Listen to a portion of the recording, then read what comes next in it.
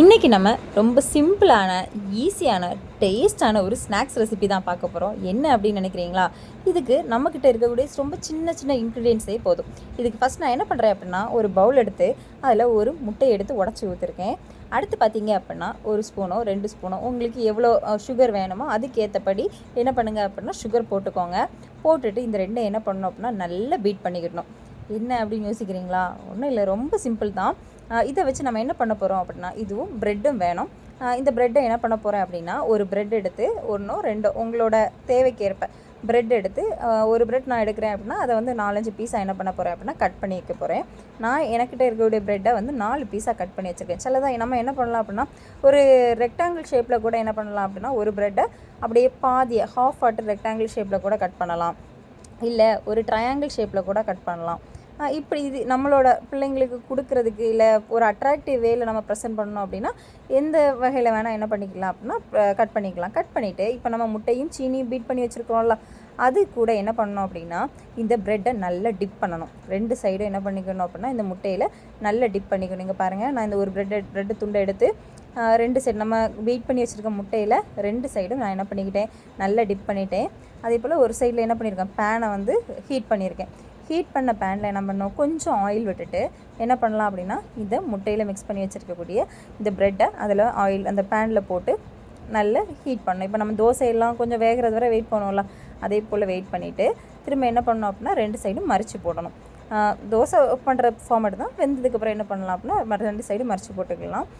இதில் நம்ம வந்து சுகர் ஆட் பண்ணியிருக்கோம், எக் ஆட் பண்ணியிருக்கோம். ஒரு சைடில் ரொம்ப சிம்பிளான ஒரு நம்ம கடையில் கூட வாங்கினா கூட கிடைக்காது, அவ்வளோத்துக்கு ரொம்ப டேஸ்ட்டாக இருக்கும் இது. நான் இதில் வந்து கொஞ்சம் எக்ஸ்ட்ரா எக் வந்து இதில் ஆட் பண்ணேன். பார்த்தீங்களா, அது வந்து சிலவங்களுக்கு அந்த எக் ஆட் பண்ணால் இன்னும் கொஞ்சம் கூட டேஸ்ட்டாக இருக்கும். வேணும்னா ஆட் பண்ணிக்கலாம், வேண்டாம்னா விட்டுக்கலாம், ஸ்கிப் பண்ணிக்கலாம். சும்மா அந்த ப்ரெட்டை வந்து என்ன பண்ணோம் அப்படின்னா டிப் பண்ணி அந்த பேனில் போட்டு என்ன பண்ணணும் அப்படின்னா ஃப்ரை பண்ணி எடுக்கணும். நம்ம தோசைக்கல்லில் போட்டு ஃப்ரை பண்ணி எடுக்கணும். நார்மலாக தோசை வெந்தப்புறம் நம்ம அங்கே இங்கே மறித்து போட்டு எடுப்போம்ல, இதே ஃபார்மேட்டை இதுலேயும் பண்ணணும். இது உங்களுக்கு வீட்டில் இப்போ பிள்ளைங்க எல்லாம் ஸ்கூல் போயிட்டு வரும்போதோ இல்லை வீட்டில் ஹஸ்பண்ட்லாம் ஆஃபீஸ் போயிட்டு வரும்போது சின்னதாக ஒரு ஸ்நாக் பண்ணணும், இல்லை திடீர்னு வீட்டுக்கு கெஸ்ட் யாராக வந்துட்டாங்க, அவங்களுக்கு என்ன கொடுக்க அப்படின்னு சொல்லி தெரிலனா ஒரு ப்ரெட்டும் ஒரு முட்டையும் இருந்துச்சு அப்படின்னா போதும். இதை வச்சு என்ன பண்ணலாம் அப்படின்னா நம்ம ஒரு ஈஸியாட்டு ரொம்ப அவங்கள ஒரு அட்ராக்ட் பண்ணுற வேலை என்ன பண்ணலாம் அப்படின்னா ஒரு ரெசிபி வந்து ரெடி பண்ணலாம். உண்மையிலேயே நீங்கள் இதை செஞ்சு பாருங்கள், நல்ல டேஸ்ட்டாக இருக்கும். நார்மலாக ப்ரெட் ஆம்லேட் நம்ம சாப்பிட்ருக்கோம், இது வந்து ப்ரெட் ஆம்லேட்டில் இனியொரு ஃபார்மேட். அதாவது இதில் சுகர் ஆட் பண்ணி இந்த சுகர் என்ன ஆகும் அப்படின்னா, நம்ம சுகரை வந்து இந்த சுகரையும் முட்டையும் நல்லா சேர்த்து மிக்ஸ் பண்ணியிருக்கோம்ல, இதில் என்ன ஆகும் அப்படின்னா மிக்ஸ் பண்ணிவிட்டு நம்ம இந்த ப்ரெட்டை இதில் டிப் பண்ணும்போது அந்த முட்டையும் சீனி என்ன ஆகும் அப்படின்னா இந்த ப்ரெட்டோட அந்த சின்ன சின்ன ஹோல்ஸ்குள்ளெல்லாம் போய் அதில் வந்து கொஞ்சம் அப்படியே அப்சர்வ் ஆகி உட்காந்துருக்கும். நம்ம அதை இந்த பேனில் போட்டு அங்கே இங்கே மரிச்செல்லாம் எடுக்கும்போது பார்த்திங்க அப்படின்னா மரிச்சு எடுத்து நம்ம சாப்பிடும்போது அது ஒரு பயங்கர டேஸ்ட்டாக இருக்கும். அந்த டேஸ்ட் வந்து சொல்லும்போது தெரியாது, நீங்கள் அதை அந்த இடத்துல போய் பார்த்தா மட்டும்தான் என்ன பண்ண முடியும் அப்படின்னா அந்த டேஸ்ட்டை வந்து ஃபீல் பண்ண முடியும்.